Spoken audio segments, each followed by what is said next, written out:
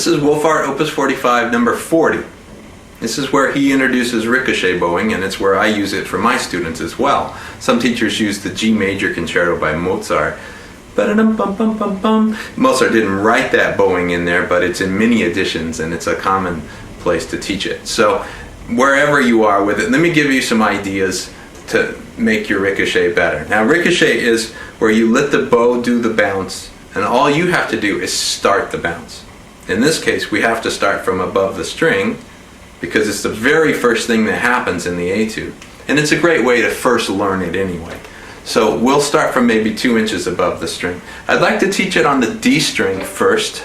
So put your bow on the D string. Now throughout this exercise, your bow hairs must be totally flat.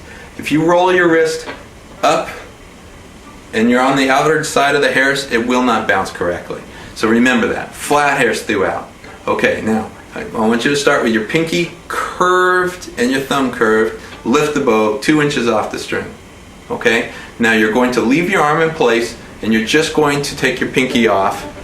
And when you do this, do not push down with the first finger.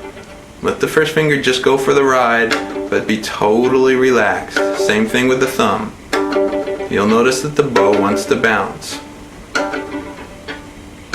Next, I want to introduce a little bit of a down bow motion. So we're going to take the pinky off and start going down bow at the same time.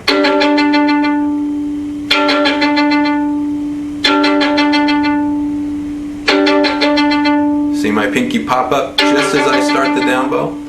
Now since this requires 2 downs and then an up, down, down, up, down, down, up, you have to catch it after the second bounce or on the third one. And it requires that you get your bow back off the string, maybe the 2 inches, to start over again. I use the pinky as my lifting finger. I'll give you this demonstration. If I have all of my fingers totally relaxed with the pinky off, I'm on the string. And I want to lift the bow off the string.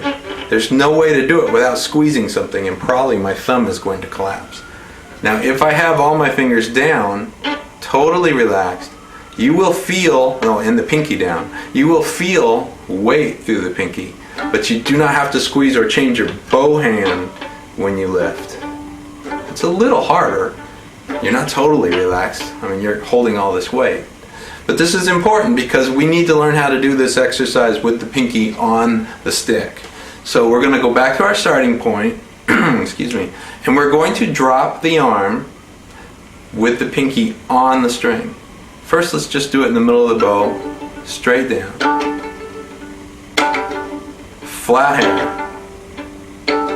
Okay? Now we're going to introduce the down bow stroke.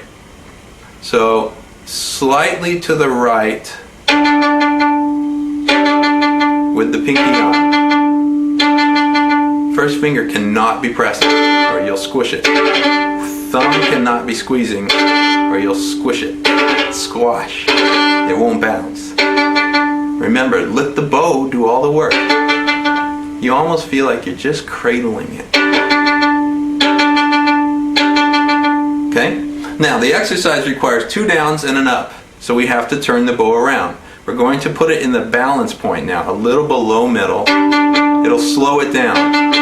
Move the down bow. See how, if I do it here, it's slower than here. If I go up here, it's really fast. So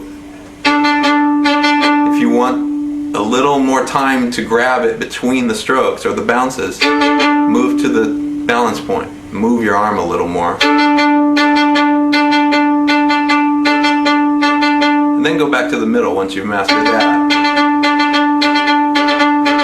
Since this is the etude is an allegro scherzando, it's pretty quick. You need to learn how to do it fast. But at first, you just need to learn how to do the stroke, right? I think that once you learn it on D, you should practice A, because the angles are slightly different. And then you need to practice it on E. Angles are slightly different. The only other technique that you need to, you have to coordinate at the end of the first line. He changes fingers in the middle of the ricochet. That's kind of difficult. So it's, again, helpful if you're going very slow, so do it in the balance point while you get used to changing your fingers or doing something with the left hand during the bounce. Okay, so there's an introduction to ricochet bowing.